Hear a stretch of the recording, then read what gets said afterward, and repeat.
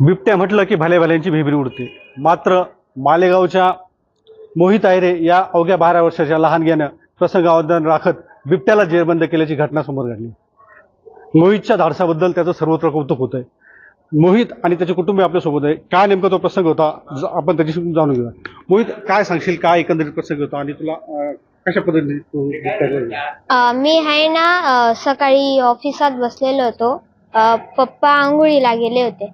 पप्पा आंघोळीला गेले, त्याच्या 5-10 मिनिटानंतर लोक पळत होते, 3 माणसं रस्त्यावर। मला वाटलं असेल काही, मग मी लक्ष नाही दिलं।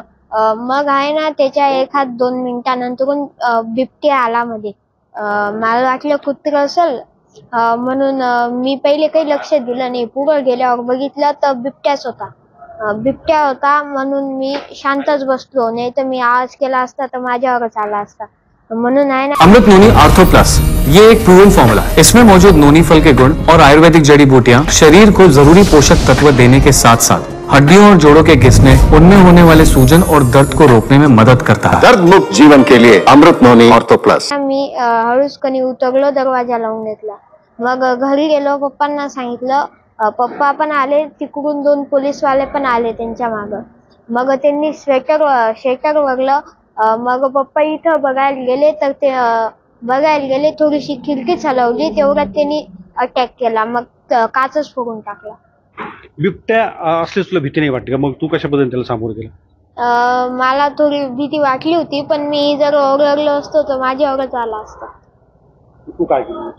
मग मी हळूचकनी उतरलो, दरवाजावरून घरी गेलो। एकंदरीत त्याला पकडल्यानंतर तुला काय वाटलं? काय भावना होती तुझी?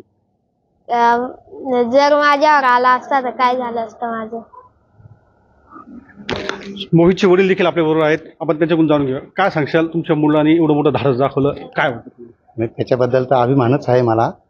पण जे काल जे झालं, जर कधी तो बाहेर निघाला असता किंवा त्याने ते दार ओढलं नसतं तर काय अनर्थ झाला असता ते सांगताही येत नव्हतं। आणि काळजाला ठोका थांबून गेला होता जेव्हा तो घरी आला की बिबट्या ऑफिसात घुसला असं सांगितल्यानंतर मी तर बिना आंघोळीचाच पळत पळत आलो की खरं काय पाहिलं तर खरोखर बिबट्या ऑफिसात बसलेला होता। त्या टायमाला 7 गेले आणि 5च राहिली माझी। असं वाटलं होतं की बा आता पोरं जीवाशी गेला असतं, पण वेळ होता, काळ नव्हता, त्याच्यामुळे वाचला सांगितलं। मोहितची आई देखील आपल्यासोबत आहे। ताई, आज तुमच्या मुलांचे जे धाडस दाखवलं त्याचं सर्वत्र कौतुक होतं। मात्र प्रसंग कसा बाका प्रसंग होता आणि त्यातून तो बचावला, काय तुमच्या? काय नाही, काल तर काही सुचतच नव्हतं पोराला काही झालं असतं तर। म्हणजे काल आमच्यासाठी वाईटच दिवस होता, पण पोरगं वाचलं, आमच्यासाठी हेच महत्वाचं आहे। लोक करतात कौतुक, पण त्याला काय झालं असतं हा विचार कोणीच केलेला नाहीये। आणि पोरांशिवाय बी कोणी नाहीये आम्हाला।